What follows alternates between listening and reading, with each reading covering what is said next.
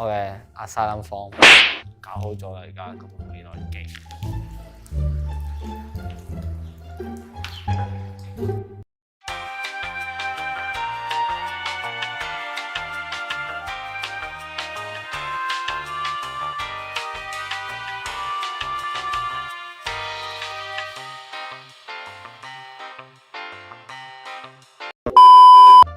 我冇後悔到我當時做嘅嘢嘅，但係我好唔甘心㗎，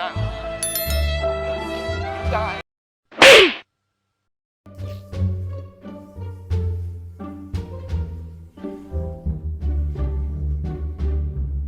我坐6、7年，其實如果出到嚟香港就喺香港，我覺得冇問題嘅，即係你睇得好香港現時嘅狀況係會越嚟越差。既然我出到嚟都唔係我所要嘅香港，咁點解我唔趁而家去做咧？喺7月啦，我係經水路離開香港，咁啊去到呢個地方啦，咁啊好彩嗰個地方嘅居民收留我啦，咁啊最後亦都幫我好成功地嚟到美國。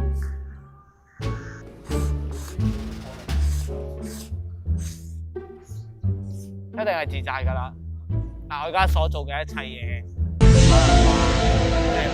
話即係幫手搞嘅嘢，或者去一啲遊行集會啊，盡我嘅所能嗰啲嘢為翻呢個香港去買一啲選舉券，等我自己唔好咁自責。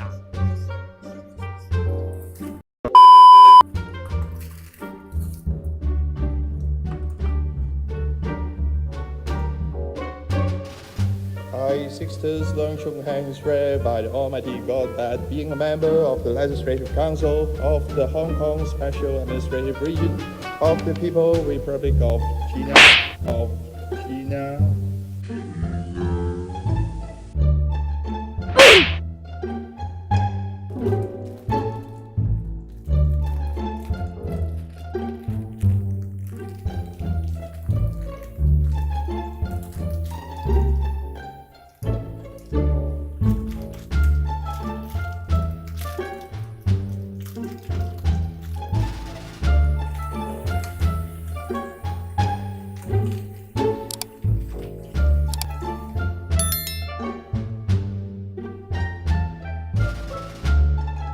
In September in 2020, I was put into custody because of unlawful assembly in the electrical building in Hong Kong. I can wax eloquent on complex legal issues in English while also belting Guayaquil de mis amores in Spanish. I can change a diaper with one hand and console a crying toddler with the other. I am a woman of color. I am a mom. I am a cisgender millennial who's been diagnosed with generalized anxiety disorder.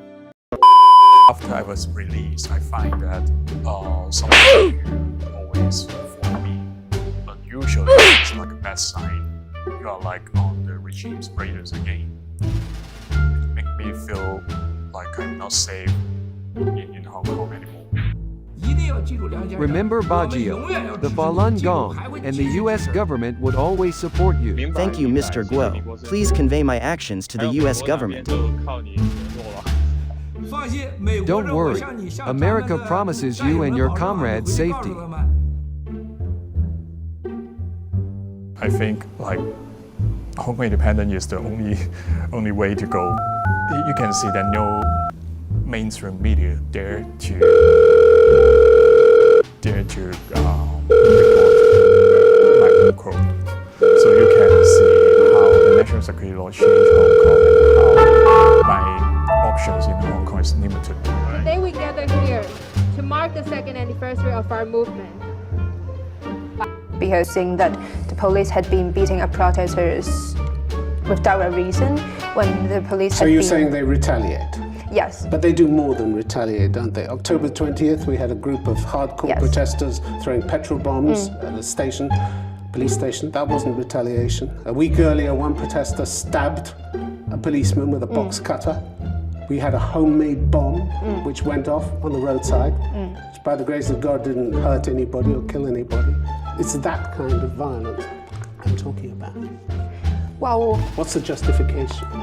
Well, I believe the justification is because when protesters realized that peaceful demonstrations and marches are no longer useful in calling the government to respond to our demands, I believe that is the reason why they're trying to use violence to express their anger, express their furious against the police force. But this is random violence. We're talking about random violence. Yes, and I agree that in all means we should try to use peaceful means to call for the response for the government. And I believe the usage of violence would not be the resolution of forcing the government to respond to our demands. But the violence still goes on. Who can stop it? Who can order it to stop?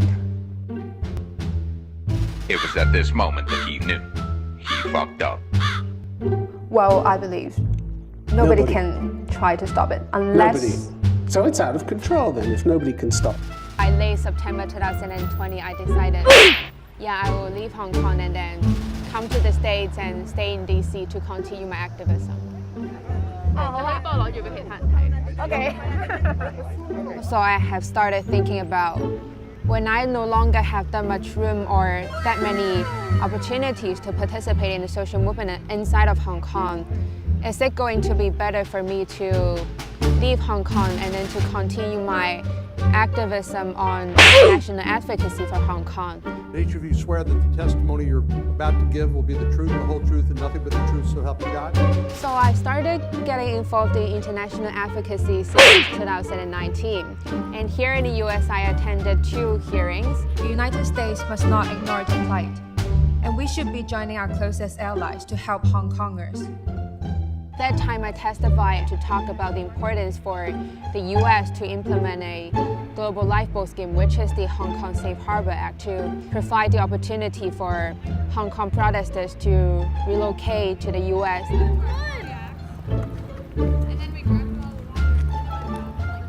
I remember when I boarded the flight to leave Hong Kong, I immediately started crying because I know that bitch is dead!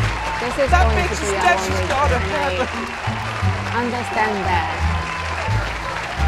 that would, I want to cry.